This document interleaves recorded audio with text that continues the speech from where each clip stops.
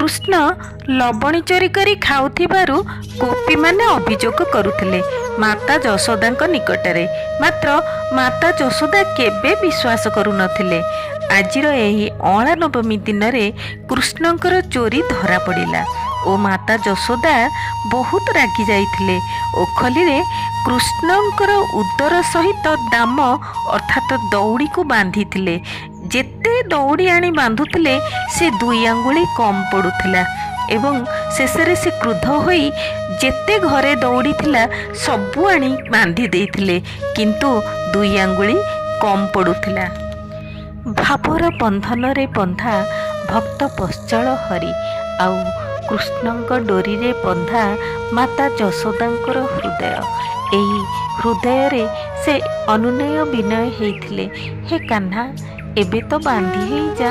ଯଶୋଦା ମାତାଙ୍କର ଅଗଣାରେ ବୃକ୍ଷ ରୂପରେ ଅବତୀର୍ଣ୍ଣ ହେଇଥିବା ନଳକୁବେର ଓ ମଣିଗ୍ରୀବ କୁବେରଙ୍କର 2 ପୁତ୍ର ନାରଦଙ୍କ ଦ୍ୱାରା ଅଭିଶପ୍ତ ହୋଇ ସେ ଯୁଗ ଯୁଗରୁ ସେଇ ହରିଙ୍କର ଲୀଳାକୁ ଅନୁଭବ କରୁଥିଲେ ଏବଂ ହରିଙ୍କର ନାମ ଜପୁଥିଲେ। କେଉଁଦିନ ହରିଙ୍କର ପାଦ ପଡ଼ିବ ଏବଂ ଏହି ବୃକ୍ଷ ରୂପରୁ ସେ ପୁଣି ନିଜର ରୂପ ଫେରି ପାଇବେ।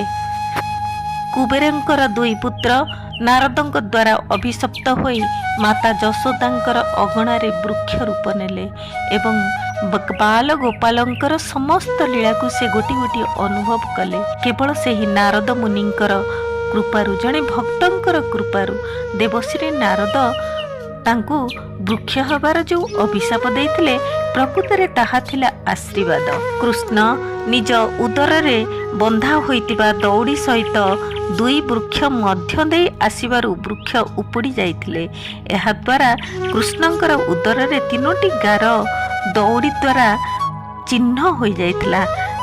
ନଳକୁବେର ଓ ମଣିଗ୍ରୀବଙ୍କୁ ବୃକ୍ଷ ଯୋନିରୁ ଉଦ୍ଧାର କରି ପ୍ରଭୁ ଗୋପାଳ ଦାମୋଦର ନାମରେ ଖ୍ୟାତି ହୋଇଥିଲେ। ଏହି ପଞ୍ଚୁକ ଦିନରେ ଯଦି ଦାମୋଦର ସ୍ତୋତ୍ର ମାସ ସାରା କିମ୍ବା ଏହି 5 ଦିନ ପାଠ କରନ୍ତି, ବ୍ରତ ଅନୁସାରେ ଆରାଧନା କରନ୍ତି, ତେବେ ସେ ଦାମୋଦରଙ୍କର ହୃଦୟରେ ବାସ କରନ୍ତି। ପ୍ରଭୁ ଶ୍ରୀ ଦାମୋଦରଙ୍କର ହୋଇଯାଆନ୍ତି। ପ୍ରଭୁ ଶ୍ରୀ ଦାମୋଦରଙ୍କର ହୋଇଯାଆନ୍ତି।